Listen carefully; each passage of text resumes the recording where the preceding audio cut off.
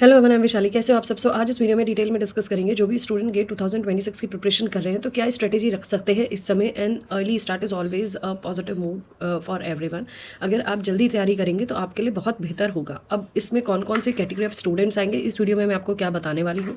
इस वीडियो को मैंने 3 सेगमेंट में डिवाइड किया था। जैसे CSI नेट की मैंने स्ट्रक्चर्ड वीडियो बनाई थी, ऐसे ये वाली भी 3 सेगमेंटेड वीडियो। फर्स्ट सेगमेंट में मैं आपको बताऊंगी कि आपको मंथ वाइज क्या प्लान करना है। नेक्स्ट वाले में मैं आपको बताऊंगी कि जो भी बच्चे गेट की प्रिपरेशन करना चाह रहे हैं तो टाइम के अकॉर्डिंग किस तरीके से अपने टाइम शेड्यूल को प्लान कर सकते हैं।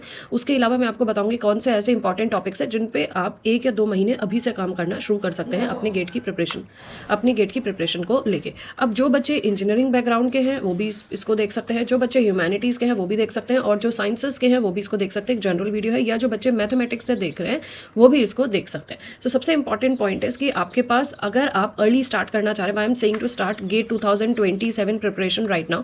क्योंकि क्या होता है ना, जितने भी 11,000 12,000 बच्चे गेट, अगर मैथमेटिक्स की बात करें तो गेट में इतने ही बच्चे फॉर्म भरते हैं, ठीक है। और इसमें जो सिलेक्शन रेट है वो सिर्फ और सिर्फ 2,500 से लेके 3,000 तक के स्टूडेंट्स का फाइनल सिलेक्शन या क्वालिफाई होता है। तो इतना लेस क्या, इसका मतलब कि फॉर्म तो और ज़्यादा भरे जाते होंगे। इतने बच्चे जो है एग्जाम देने जाते हैं और हमेशा इतने ही सही रिजल्ट पे लैंड होते हैं। तो दैट मीन्स कि हम लोग मोस्टली मिस्टेक क्या करते हैं, तो कहती है पहली मिस्टेक कि आप स्टार्ट बहुत लेट करते हो। तब करते हो जब 2 या 3 महीने रह जाते हैं। That is the wrong thing. 2 या 3 महीने सिर्फ रिविजन के लिए यू कैन यूज़। उसके अलावा दूसरा, आप लोग उन टॉपिक्स को करना चाहते हो जो बिना प्रैक्टिस के हो जाए, वो गलत है। क्योंकि जो गेट का एग्जाम है बेस्ड क्वेश्चंस देता है तो दे नीड अ प्रैक्टिस। आप अगर 5 to 6 मंथ पहले स्टार्ट कर रहे हैं या फिर 8 to 9 अगर आप अर्ली स्टार्ट कर रहे हैं तो उसमें आप ये है कि आप बहुत ज़्यादा 6 से 7 घंटे, 8 से 10 घंटे आपको पढ़ने की ज़रूरत नहीं है।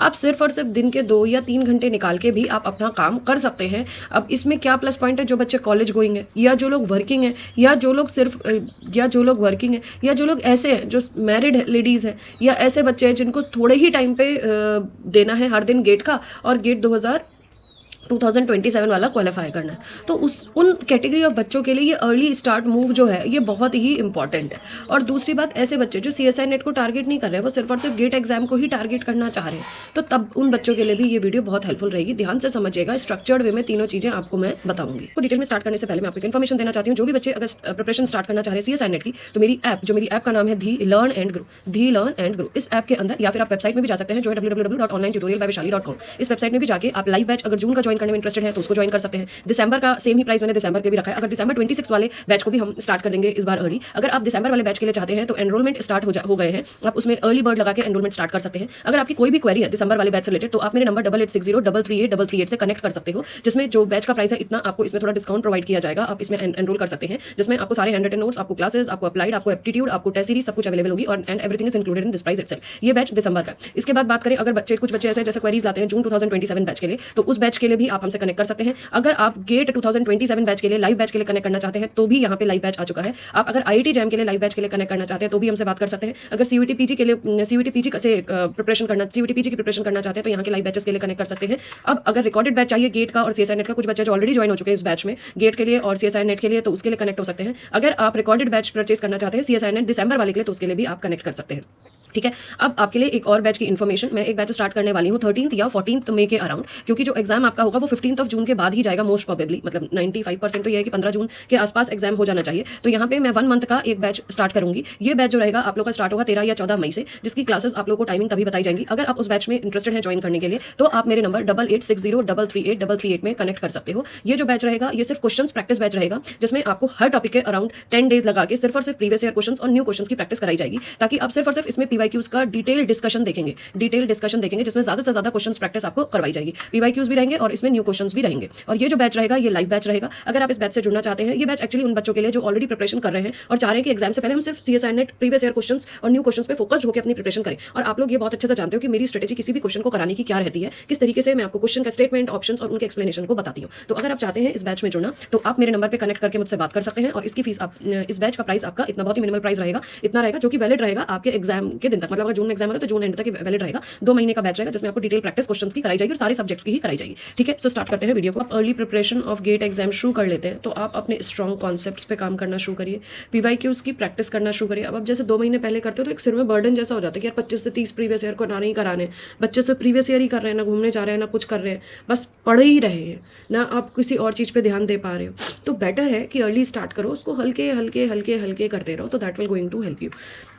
रिवीजन, जो टॉपिक पढ़ रहे हो उसका नेक्स्ट 2-3 बार रिवीजन करो तो चीज़ें आपकी कितनी सॉलिड और कितनी स्ट्रांग हो जाएंगी। मॉक टेस्ट लगाना शुरू कर सकते हो, जैसे टाइम के साथ मॉक टेस्ट अर्ली लगाना शुरू कर सकते हो, उनका अर्ली डिस्कशन करना शुरू कर सकते हो, टाइम मैनेजमेंट पे आप एम्फेसिस दे सकते हो। तो ये चीज़ें आपको बहुत इम्पैक्ट करेंगी आपकी प्रिपरेशन में। ये उन बच्चों के लिए एक्चुअली है सारा एक्सप्लेनेशन जो बच्चे कॉलेज गोइंग है, या जो बच्चे वर्किंग है, या जो बच्चे ऐसे हैं कि फुल टाइम इस समय गेट 27 की प्रिपरेशन करना चाहते हैं, या जो बच्चे ऐसे हैं कि CSI नेट के साथ दिन में 1 या 1.5 घंटा दे के या आधा घंटा दे के सिर्फ और सिर्फ आज से ही गेट की थोड़ी थोड़ी प्रिपरेशन करना चाहते हैं, या फिर जो मैरिड लेडीज़ हैं जो अपनी प्रिपरेशन सिर्फ और सिर्फ गेट की करना चाहते हैं, CSI नेट जून एग्जाम से उनको मतलब नहीं है, तो उनसे रिलेटेड इस वीडियो को बनाया गया है।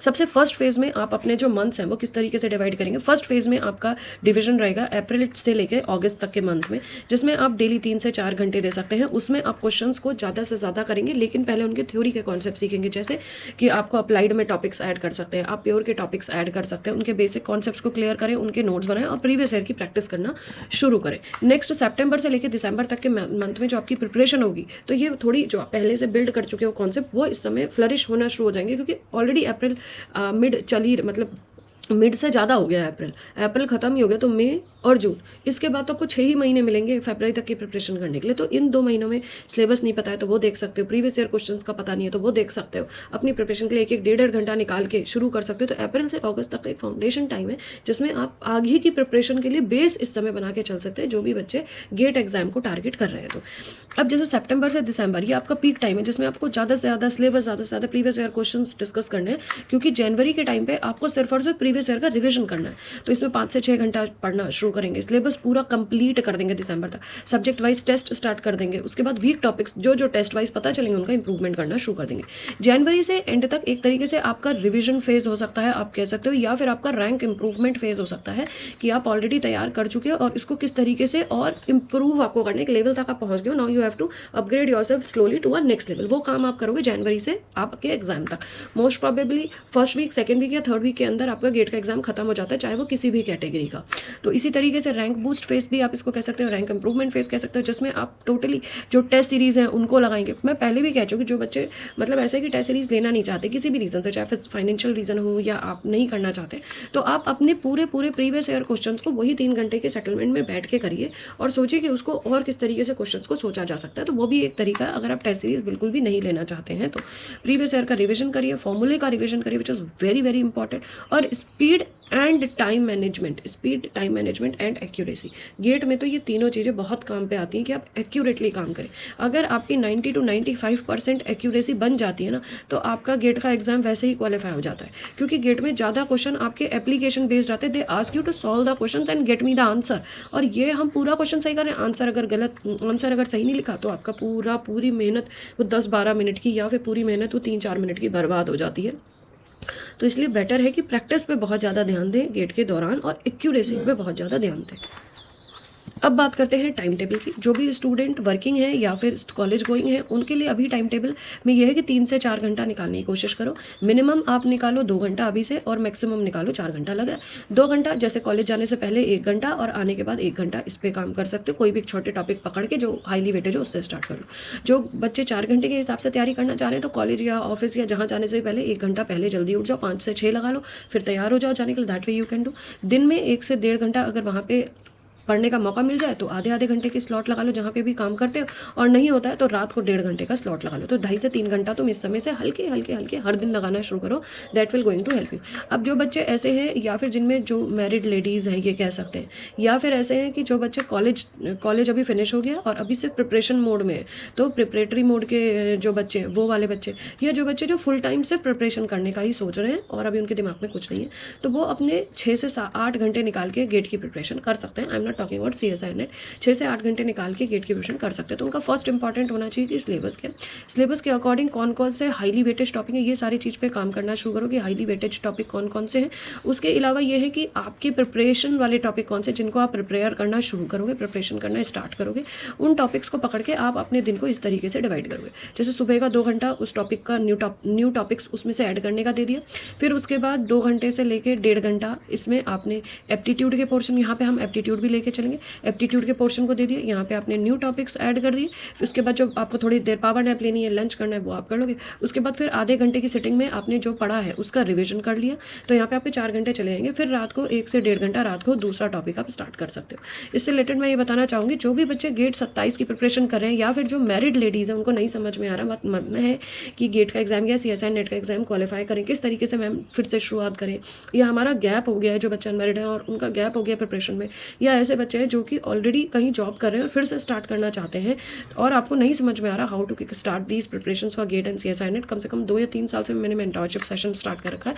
आप चाहें तो मेरे मेंटोरशिप सेशन से जुड़ सकते हैं। ये जो मेंटोरशिप सेशन है ये पेड मेंटोरशिप सेशन है, जो आप जिस भी एग्जाम को टारगेट कर रहे हो उस एग्जाम के एंड ऑफ मंथ तक ये मेंटोरशिप सेशन चलता है, जिसमें मैं हर वीक आपसे कनेक्ट होकर आपको एक स्ट्रक्चर्ड प्लानिंग बताती हूँ कि आप किस तरीके से अपने एग्जाम को बूस्ट करने के लिए तैयारी कर सकते हो। अगर आप इंटरेस्टेड हो तो आप इस नंबर पर फ़ोन करके मेंटोरशिप सेशन में मेरे से डिस्कस कर सकते हैं। मैं आपको पूरा टाइम टेबल, पूरा शेड्यूल हर वीक का बना के आपको दूंगी और बताऊंगी कि कौन कौन से इंपॉर्टेंट सब्जेक्ट्स हैं, मेजर सब्जेक्ट्स हैं, माइनर सब्जेक्ट्स हैं, जिन पे आप किस तरीके से तैयारी शुरू कर सकते हैं। आई होप ये वीडियो आपको अच्छी लगी हो तो आप इस चैनल को ज़रूर सब्सक्राइब करें और अपने फ्रेंड्स के साथ इसको ज़रूर शेयर करें।